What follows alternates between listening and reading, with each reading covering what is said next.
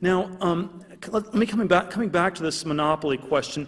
When you start, if you sort of think about the history of entrepreneurship and innovation over the last 250 years, people have really succeeded when two things have been true. When you start a business where you create something of value to the world and you capture some fraction of the value you create. So you create X dollars in value and you get Y% of X.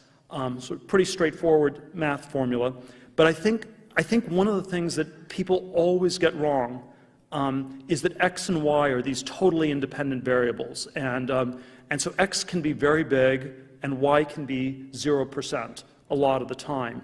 And I think it is, and I think one of the things that's both unusual about software and why sort of Silicon Valley is so incredibly dynamic right now and so successful is because in a lot of these software businesses, people are actually able to capture some decent fraction of the value of what they create. There are many other innovations where this was not the case. The airline industry in the U.S. over 100 years has basically made almost no money. It's been, it's good for society that we have airplanes, but you have about 180 billion a year in domestic ticket sales on airlines, 50 billion a year in search advertising on Google. So you'd say, if you measure it that way, say the airline industry is still more important than search on Google.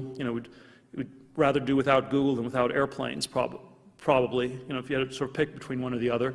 But Google as a company is worth 6 times as much as all the airplane companies combined. And I think this, again, reflects this monopoly versus competition dynamic. And I think it is sort of this strange reality that an awful lot of scientists and inventors always have this fantasy that, of course, they're going to get rewarded massively for their inventions, but the somewhat disturbing history is that this has often not been the case. In the first industrial revolution in Britain, where you had the textile factories in the 18th and 19th century got started, it was a lot of innovation, a lot of improvements, but even in 1850, 1860, 100 years into the Industrial Revolution, the great fortunes in Britain were still all the landed aristocracy. The people who started the textile factories, the owners of them, made very little money because all the profits were competed away. They had failed to be differentiated enough. And so I think this is always something to think through really hard. And there is something about software that is so powerful today because it is really this exceptional industry in which the people who create things of value are able to capture some fraction of what they create. Now, a second somewhat contrarian answer to my question. People will always, when you hear this question, tell me something that's true that very few people agree with you on.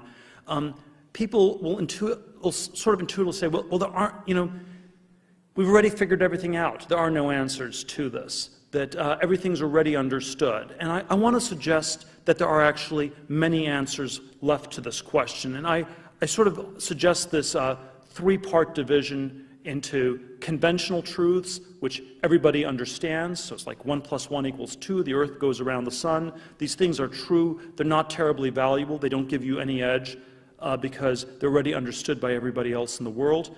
There are mysteries, which are things that are impossible to figure out.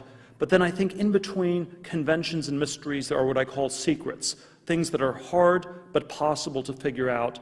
And if you work at them, you can figure them out. And it is my thesis that there are many secrets left to be discovered, that if we work at them, we can do them in many, many different areas. Now, there are certainly areas where everything has been discovered. So if you were like in the 18th century and you looked at a map, you could say, well, I don't really know what's at this part of the map, and you could become an explorer and you could find out. And that's not the case anymore today, since we've mapped the whole surface of the planet. There are no secrets left in geography.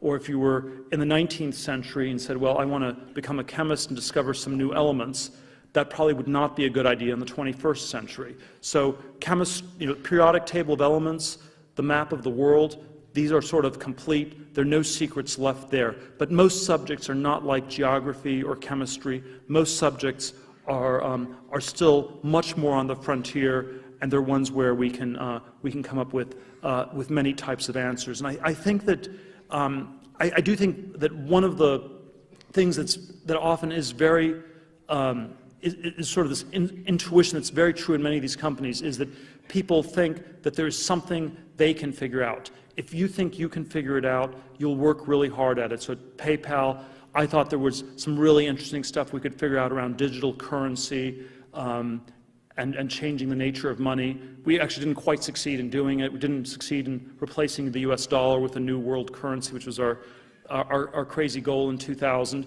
But that sort of deep substantive thinking about cryptocurrency helped inspire us to come up with an architecture for the system that turned out to make for a really good payment system in all these other ways. And so I think there are sort of a lot of these secrets left. One of the reasons that people are skeptical of secrets or of their ability to find them is they sort of look around, they think, you know, the world is flat, there's 7 billion other people on this planet, and so it's always either someone else will have figured it out already, or it's impossibly hard, and so I'm not going to be the one to figure this out.